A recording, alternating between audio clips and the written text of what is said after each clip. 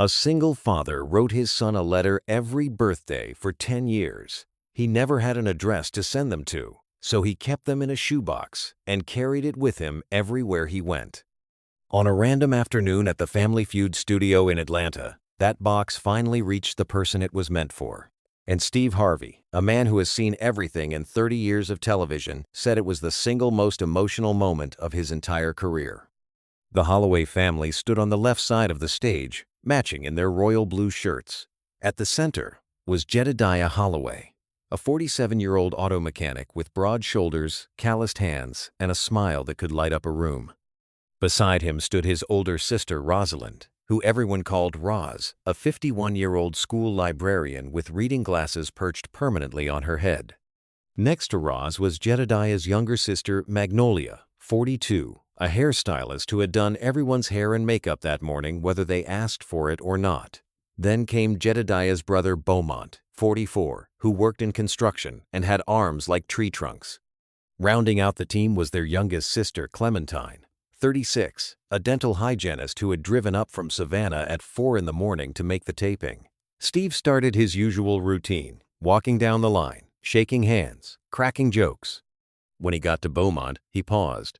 "Now, brother, you look like you could bench press this entire podium. What do you do?" Beaumont flexed playfully. "Construction, Steve.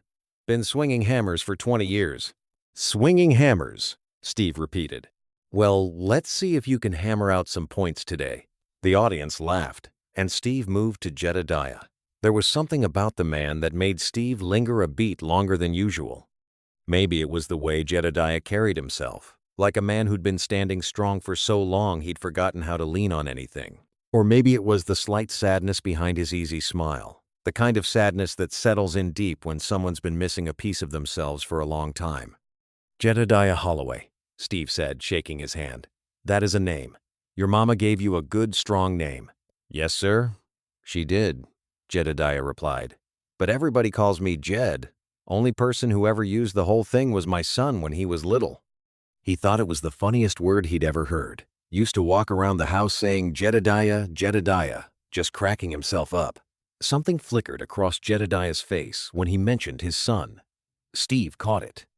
After all these years of hosting, Steve had developed an instinct for the moments when someone's story ran deeper than what they were showing on the surface. "Your son's not playing with you today?" Steve asked casually. Jedidiah's smile didn't falter, but his eyes shifted. "No, sir. He's not here today. But he's the reason I'm here. Everything I do is for that boy." Roz put her hand on her brother's back, a small gesture that the cameras caught. It was the kind of touch that said, "I'm here," the kind that family gives when they know what subject has just been brushed against. Steve, sensing the depth of the moment, gave Jedidiah a warm nod. "Well, we're glad you're here, Jed. Let's win some money for your family." The first round went well for the Holloways. Magnolia surprised everyone by nailing the #1 answer on the very first face-off. "Name something people talk to when nobody's listening," Steve read. "Their car," Magnolia said without hesitation. #1 answer. The Holloway side of the stage erupted. Beaumont picked up Magnolia and spun her around while Steve laughed. "She said their car, and she said it like it was the most obvious thing in the world." The Holloways swept the first round, and during the commercial break, Steve wandered over to chat with them more casually. This was something he loved to do, getting to know the families beyond the game. The cameras weren't rolling for broadcast, but the warmth was real. "So, Jed," Steve said, leaning against the podium, "tell me about your family. I can see y'all are tight." Jedidiah looked at his siblings with genuine love. "These 4 right here, they're my backbone. After my mama passed a few years back, we all just held on to each other tighter. Roz is the smart one, Magnolia's the loud one, Beau's the strong one, and Clementine is the baby we all still try to boss around." "I'm 36 years old," Clementine protested, and everyone laughed. "What about you?" Steve asked. "What's your role in the family?" "I'm the dad," Jedidiah said simply. "Not just to my son, but kinda to all of them after our parents were gone. I'm the one who fixes things. Cars, leaky faucets, broken hearts. I fix things." "And who fixes you?" Steve asked. the question coming from somewhere genuine. Jedidiah thought about that for a moment. "I'm still working on that one, Steve." The stage manager called for places, and the game resumed. The second round was tighter, with the Pemberton family putting up a strong fight. But the Holloways held their own. What stood out to the audience wasn't just their answers, but how they encouraged each other. Every time someone stepped up to the podium, the rest of the family would call out words of support. "You got this, Jed." "Come on, Roz, think." "That's my sister." During another break, Steve found himself drawn back to Jedidiah. There was something about this man's story that he felt hadn't been told yet. "Jed, can I ask you something personal?" Steve said, off camera. "Of course." "Your son. You mentioned him earlier, and I could tell there's a story there. You don't have to share if you don't want to." Jedidiah took a deep breath. "His name is Waylen. He just turned 21, and I haven't seen him in 10 years. Steve's expression softened. "10 years?" Jedidiah nodded. "His mother and I split up when he was real small. I raised him on my own from the time he was 3. It was just me and him for years. I'd work at the shop all day, pick him up from school, help with homework, cook dinner. We were a team." He paused, collecting himself. When Waylen was about 11, his mother came back into the picture. She'd remarried, moved to Washington State. She wanted Waylen to come live with her. I said no. She took it to court. "And the court sided with her?" Steve asked gently. "They did. She had a bigger house, a husband with a good income, a school district that looked better on paper. I was a single mechanic working 60 hours a week in a 2-bedroom apartment.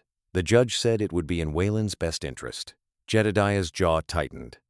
"I'll never forget the day I had to put him on that plane. He was holding on to my jacket and asking me why he couldn't stay.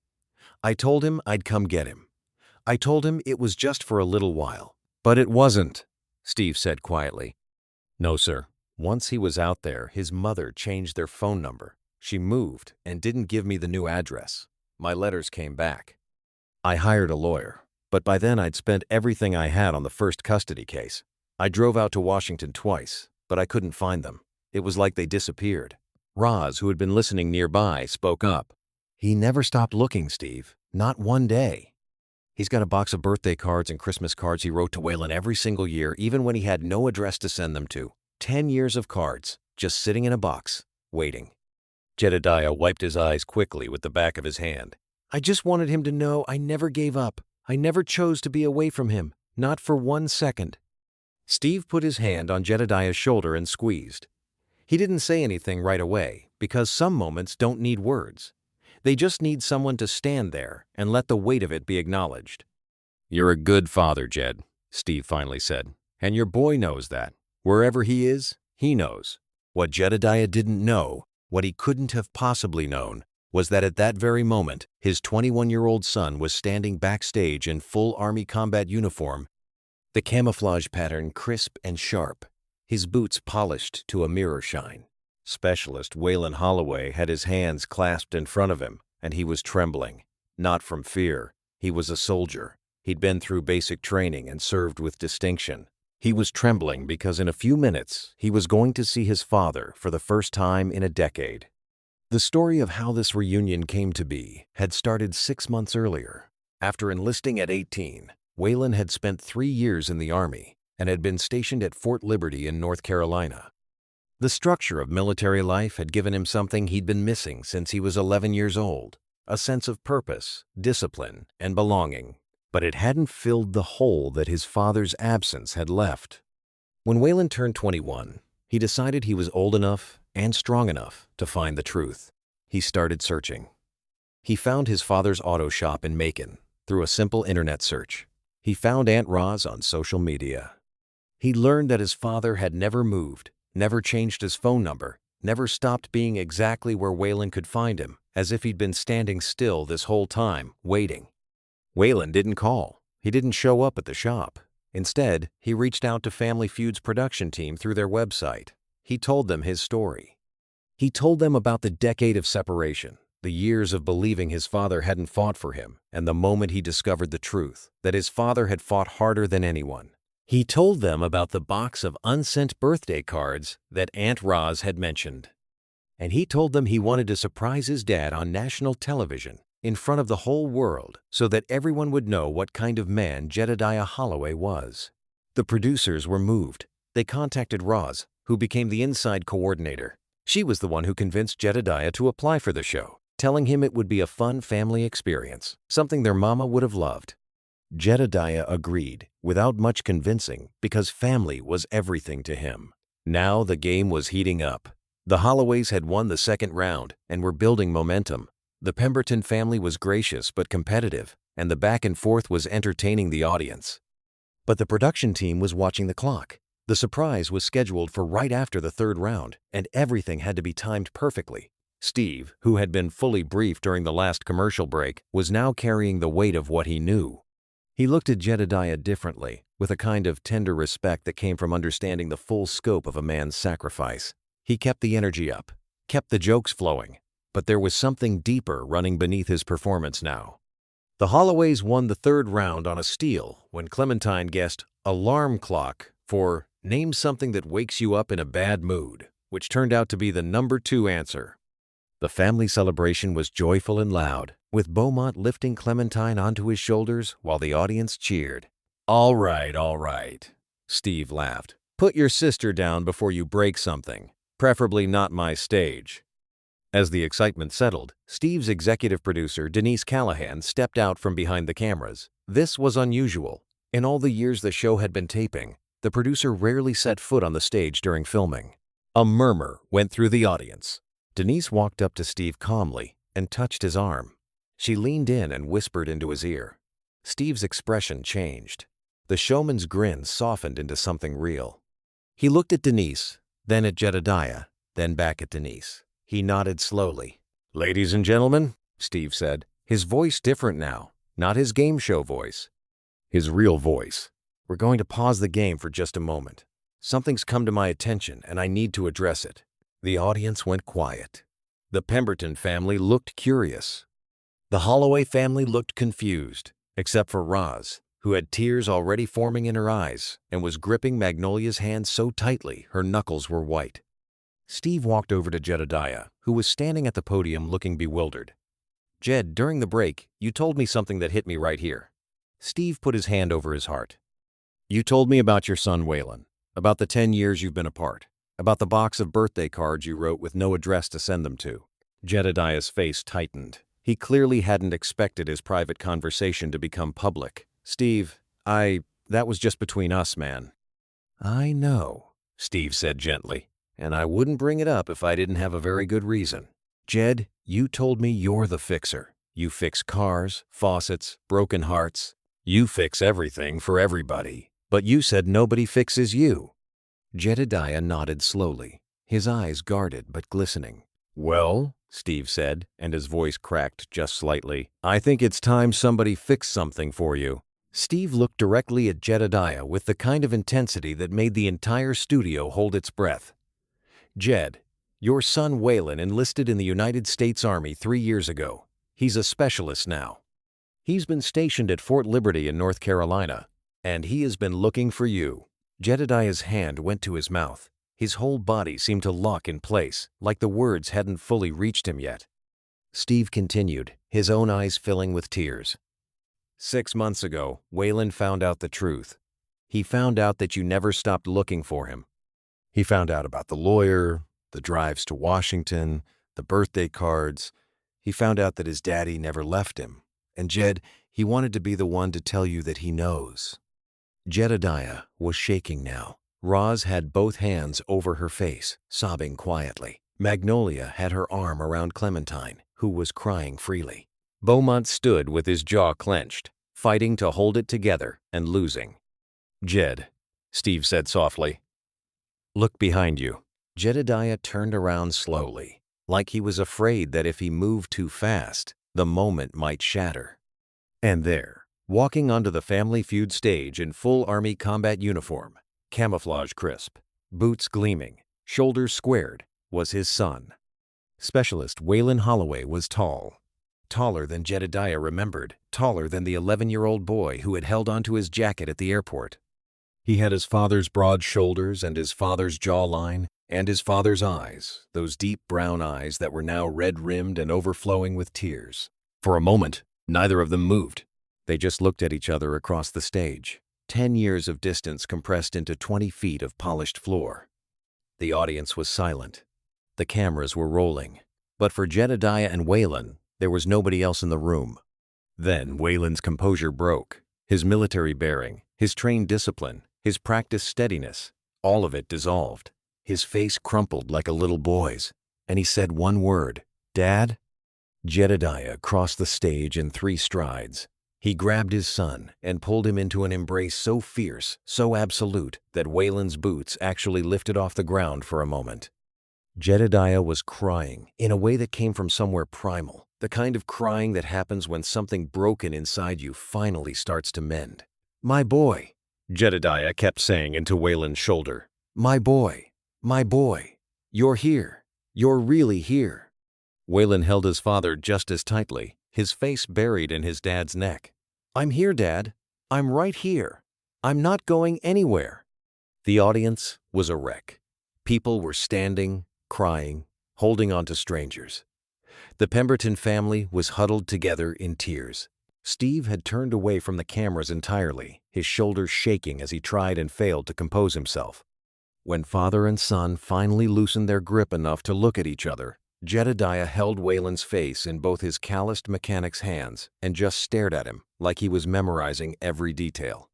"Look at you," Jedidiah whispered. "Look at you. You're a man. You're a whole man. Because of you," Waylen said, his voice thick. "Everything good in me came from those years with you. The way I work hard, the way I treat people, the way I never give up. That's all you, Dad." "I wrote you letters," Jedidiah said, the words tumbling out like he'd been saving them for a decade. "Every birthday, every Christmas. I didn't know where to send them, but I wrote them anyway. I wrote them so that if I ever found you, you'd know. You'd know I never forgot. Not one day. Not one single day." Waylen nodded, tears streaming. "I know, Dad. Aunt Roz told me about the box. I want to read every single one." At that moment, Roz came forward, barely able to see through her tears. She was carrying something. It was a shoebox, worn at the edges, held closed with a thick rubber band. She placed it in Waylen's hands. "He brought them," Roz said. "He's been carrying this box everywhere for 10 years. It was in his bag today. He brings it everywhere, just in case." Waylen looked at the box, then at his father. "You brought them? Here? Today?" Jedidiah almost laughed through his tears. "I bring them everywhere, son. To work, to the grocery store, in the truck. I know it sounds crazy, but I always thought, what if today's the day? What if I run into you and I don't have them? I couldn't let that happen." Waylen opened the box right there on the stage. Inside were envelopes, neatly arranged by year. Each one had Waylen written on the front in Jedidiah's careful handwriting, along with the year. The first one said, "Waylen, age 12. The most recent said, "Waylen, age 21. Waylen picked up the first envelope, the one from when he was 12, the first birthday after they were separated. His hands were shaking as he opened it, and he read the first few lines to himself. Then he closed his eyes and pressed the letter to his chest. "What does it say?" Steve asked gently, having regained enough composure to rejoin the moment. "Only if you want to share." Waylen looked at his father, who nodded. Waylen's voice was barely above a whisper as he read, "Dear Waylen, today you turn 12. I should be there to take you for pizza and let you stay up past your bedtime like we always do. I'm sorry I'm not. But I need you to know something, and I need you to remember it, even if the world tries to tell you different. Your daddy loves you. Your daddy is looking for you. Your daddy is never going to stop." The studio was silent, except for the sound of 500 people trying not to sob out loud. Steve had given up any pretense of composure. He was openly crying, holding his question cards loosely at his side, completely uninterested in the game. Waylen carefully placed the letter back in the box and set it down. Then he straightened up, pulled his shoulders back into military posture, and looked at his father with a steadiness that showed exactly the kind of man he'd become. "Dad, I spent a lot of years being angry. Not at you. I didn't know enough to be angry at the right person. I was just angry at the situation. But when I enlisted and learned about discipline and honor, and never leaving anyone behind, I started thinking about you differently. I started thinking, my dad wouldn't have just let me go. My dad was a fighter, and I was right." Jedidiah was listening with his whole body, hanging on every word. "I found Aunt Roz online about 6 months ago," Waylen continued. "She told me everything, about the lawyer, about driving to Washington, about the letters. And Dad, I need you to hear me say this." He took his father's hands. "It wasn't your fault. None of it was your fault. And I am so proud to be your son." Jedidiah pulled Waylen into another embrace, and this time the rest of the Holloway family rushed in. Roz wrapped her arms around both of them. Magnolia was crying so hard she could barely stand. Beaumont, the big construction worker with arms like tree trunks, was weeping without shame. Clementine squeezed in wherever she could fit. Steve let them have the moment. He stood back and watched, and when he finally stepped forward, he spoke to the audience first. "In all my years of doing this show," Steve said, wiping his eyes with his pocket square, "I have never seen anything like this. I've seen families play games. I've seen families win money. But today I'm watching a family come back together, and that is worth more than anything we could ever put on that board." He turned to Jedidiah and Waylen. "Waylen, tell me about your service. Your dad needs to hear this, and so does everybody else." Waylen stood a little straighter, the soldier in him coming through. "I enlisted when I was 18, sir. I'm a specialist in the United States Army, currently stationed at Fort Liberty. I've served for 3 years, and it's been the honor of my life. The Army taught me structure, gave me purpose, gave me a brotherhood. But the reason I'm good at what I do is because of the foundation my dad built in the first 11 years of my life. He taught me how to be tough and kind at the same time. He taught me to show up, even when it's hard. He taught me that love isn't just a feeling. It's a decision you make every single day." He looked at his father. "You made that decision every day for 10 years, even when you couldn't reach me. And I want you to know that I felt it, Dad. I didn't understand it then, but I felt it." Steve shook his head slowly, overcome. "Jed, you raised a remarkable young man." "He raised himself after I lost him," Jedidiah said. Pride and grief and gratitude all tangled together in his voice. "But I'll take a little credit." "Take all of it," Waylen said. "You earned it." Steve turned to Roz. "Now, Roz, I understand you've been the secret agent in this whole operation?" Roz laughed through her tears. "Guilty. When Waylen reached out to me, I almost fainted. And then keeping this secret from Jed for 6 months? That was harder than any book I've ever had to keep quiet about. And I'm a librarian."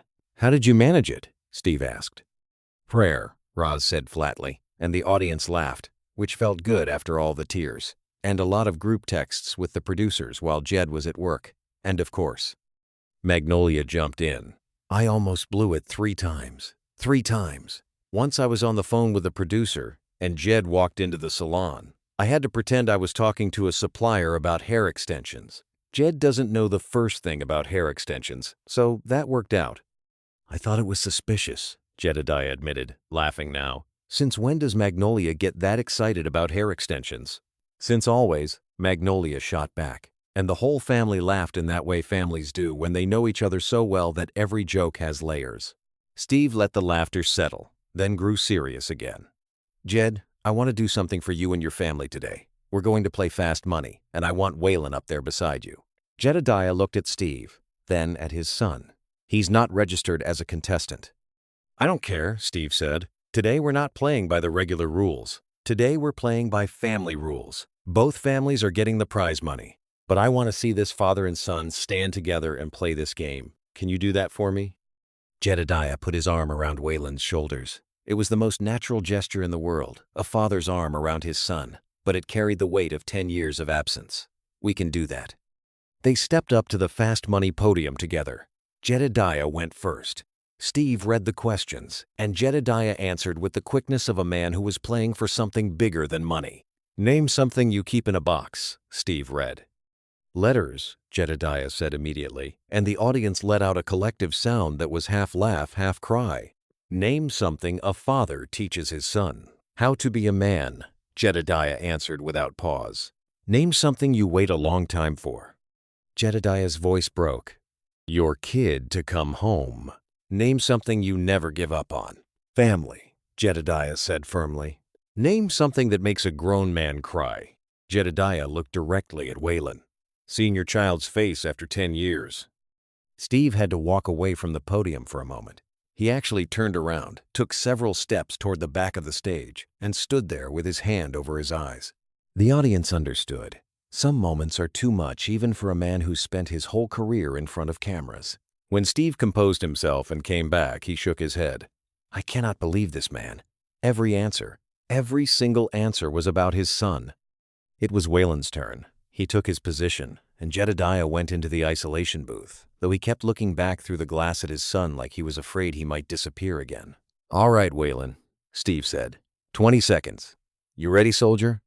Waylen nodded, standing at attention out of habit. Ready, sir? Name something you keep in a box. Waylen paused for just a beat. Memories.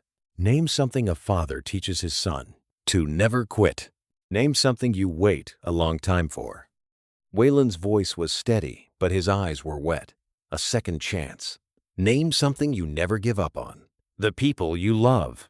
Name something that makes a grown man cry. Waylen smiled. Coming home.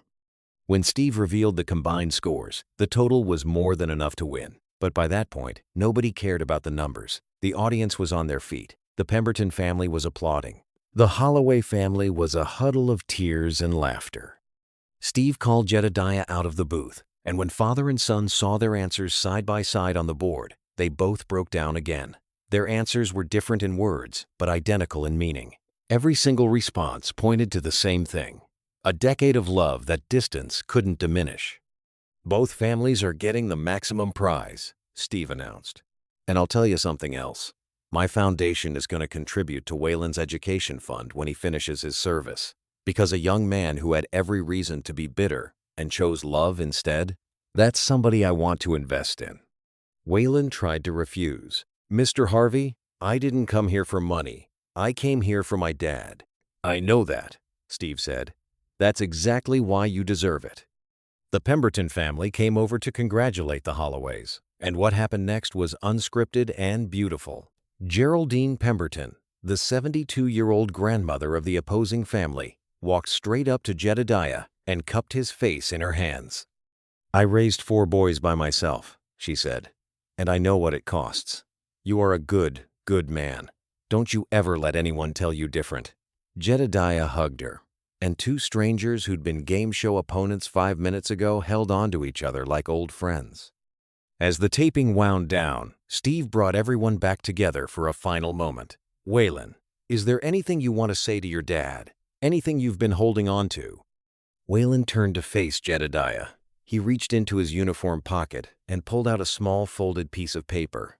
It was yellowed and worn at the creases, clearly old. When I was 11, Waylen said, the night before I got on that plane, you slipped a note into my backpack. I didn't find it until I landed. I've carried it with me every day since. Through 3 moves, through high school, through basic training, through everything, this note is the reason I knew you loved me, even when I didn't understand why you weren't there. He unfolded the paper carefully and read it aloud.